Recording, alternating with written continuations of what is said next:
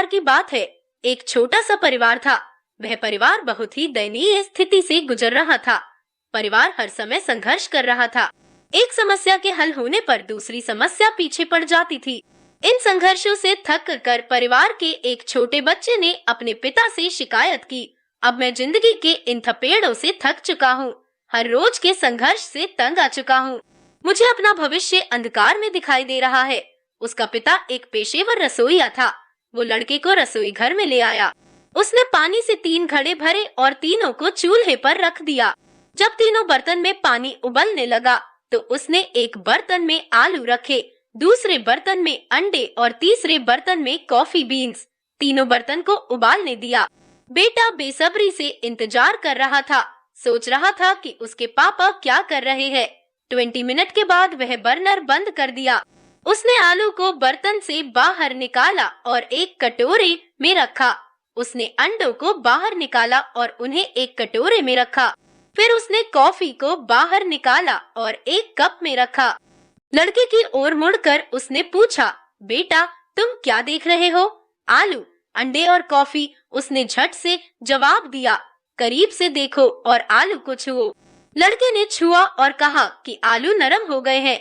फिर उसने लड़के को एक अंडा लेने और उसे तोड़ने के लिए कहा।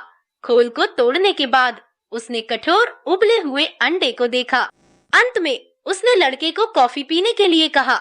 इसकी मस्त सुगंध उसके चेहरे पर मुस्कान ले आई। पिताजी, इसका क्या मतलब है? लड़के ने पूछा।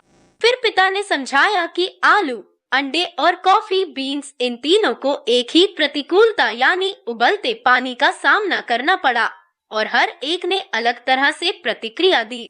आलू मजबूत, कठोर था, लेकिन उबलते पानी में यह नरम और कमजोर हो गया। अंडा नाजुक था, जिसके अंदरूनी भाग की रक्षा एक पतला बाहरी आवरण कर रहा था। उस उबले पानी में अंडे के अंदर का हिस्सा सख्त हो गया। इसी प्रकार कॉफी बीन्स भी अलग थे।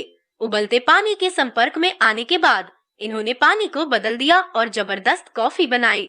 उसने अपने बेटे से पूछा, कुछ तुम किस तरह के हो?